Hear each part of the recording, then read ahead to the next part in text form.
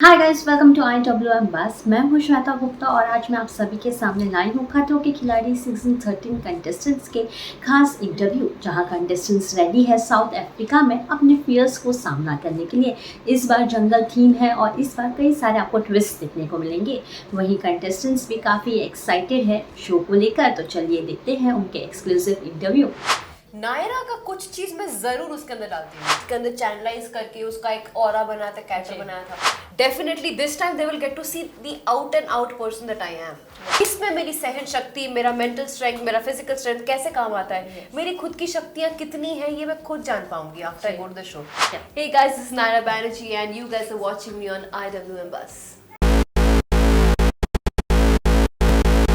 Hi guys, welcome to IWM buzz. और आज हमारे साथ है टीवी की मोस्ट पॉपुलर एक्ट्रेस नायरा, जिसको हमने कई बार अलग अलग रूप में प्यार दिया है। अब नायरा को नायरा की तरह देखने की बारी आ गई है। Finally we are seeing you in a reality show. कितना एक्साइटमेंट है नायरा को रिप्रेजेंट करना। बहुत ज़्यादा एक्साइटेड हूँ। इनफैक्ट ये बात भी सच है कि मैंने अपने सारे कैरेक्टर्स में जो भी मैं रोल प्ले करती हूँ, नायरा का कुछ चीज मैं जरूर उसके अंदर डालती हूँ। You know, I mean all actors do it actually, exactly. But यहाँ पे आप आउट एंड आउट मैं जैसी हूँ देखने मिलेगा आपको। एंड मैं कितनी बड़ी फट्टू हूँ वो भी पता चल जाएगा सबको। नायरा, लेकिन आपने हर एक कैरेक्टर काफी ही स्ट्रॉन्ग कैरेक्टर किया no, with that strong vibes. इस बार काफी अलग होगा, आपको नायरा को स्ट्रॉन्ग दिखाना है। इस बार देखो, उस कैरेक्टर को नायरा ने पैदा किया था। दिव्या शर्मा हो या रात रानी हो, प्रशासनी हो, मैंने वो सारे स्ट्रेंथ जो भी है नायरा के हैं, मैंने उसके अंदर चैनलाइज करके उसका एक ऑरा बनाया था, कैरेक्टर बनाया था। तो यहाँ पे भी मैं सेम चीजें यूज करूंगी, but in my style, but in free my style, the way I finally Nyra को देखा जाएगा, जिसको हम हमेशा देखना पसंद करते थे।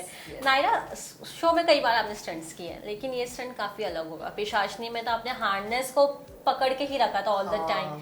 नाउ दिस टाइम इस हार्नेस को भी इस बार पकड़ के रखना है। ये कितना अलग होगा? ये अलग इसलिए होगा कि उस टाइम पे क्या था, अगर मैं बोलूं कट तो कट कर देते थे। यहाँ पे मेरी कट कोई नहीं सुनने वाली। यहाँ पे जब तक रोहित सर कट नहीं बोलते क्या वो रोहित सर बोलेंगे क्या बोली फिर से बोल। ये तेरा फिल्म का शूटिंग नहीं है, तो रियलिटी शो है। तो यहाँ पे मैं कटवट नहीं बोल पाऊंगी। यहाँ पे तो मुझे करना पड़ेगा टास्क, और मैं जरूर करूंगी। आपको हमेशा एक एक्ट्रेस, ऐसी एक्ट्रेस को देखा जाता है जैसे कि जो सॉफ्ट है, जो हम्बल है, लेकिन हार्ड कोर भी दिखाना है। ये बबल को कैसे बस्ट करने वाले हो? देखो, सबको मेरे स्ट्रेंथ के बारे में तो पता है, क्योंकि मैं जब कुछ वीडियोस डालती हूँ हंसी मजाक में, मैं अपने को एक्टर्स लड़कों को अपने गोद में उठा के चलती हूँ या पीठ पे उठा के चलती हूँ। They are up to 90-95 kgs and I still do it. So strength wise तो people know that I'm strong. Soft wise they also know that I am a mix of everything. I don't know how much public knows, but definitely this time they will get to see the out and out person that I am.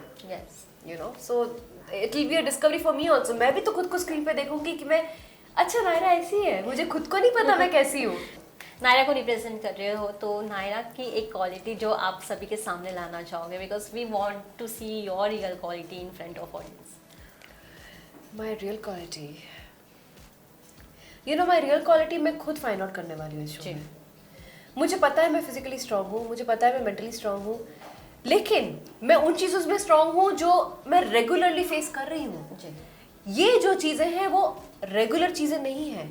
इसमें मेरी सहन शक्ति, मेरा mental strength, मेरा physical strength कैसे काम आता है, मेरी खुद की शक्तियाँ कितनी हैं, ये मैं खुद जान पाऊंगी after I go to the show. अभी मुझे कुछ भी नहीं पता। जी, अगर बात किया जाए, यहाँ पे कई सारे ऐसे टास्क हैं जहाँ आपको मेंटली काम करना है, आपकी शातिर दिमाग यूज़ करना है, चतुर होना है। उसमें कैसे अपने आप को शांत करके मेंटली सोच कर जाने वाले? देखो, हम कभी भी किसी चीज़ के लिए जाते, चाहे हम स्टेज पे जाएं या फिर हम शूटिंग के पहले दिन में जाएं, हम हमेशा नर्वस हो जाते हैं कि पता नहीं हम कैसे परफॉर्म करेंगे, क्या करेंगे। लेकिन यही गलत करते हैं हम। हमें नर्वस नहीं होना चाहिए, क्योंकि अब तो आप आ गए हो। अब जैसा परफॉर्म करोगे वो तो करोगे ही। आप नर्वस होके क्या ही कर लोगे? इससे अच्छा है शांत हो जाओ, अपने दिलो दिमाग को शांत करो और प्रेजेंस ऑफ माइंड यूज करके अपने टास्क को परफॉर्म करो। हाई जंप करना पसंद करोगे या under water task? Which task you want to do? I think high jump मुझे थोड़ी आदत सी पड़ गई है Yes. हार्डनेस पहन के। और हाइट से डर नहीं है। और हाइट से डर है। नीचे देखूं तो डर है, अगर मैं ऊपर देखूं तो कोई प्रॉब्लम, नीचे जैसे देखा ना मेरा दिल धक धक होने लगता है। तो हाइट वाला मैं कर लूंगी मुझे लगता है, क्योंकि मैं बहुत हार्डनेस में चढ़ चुकी हूँ।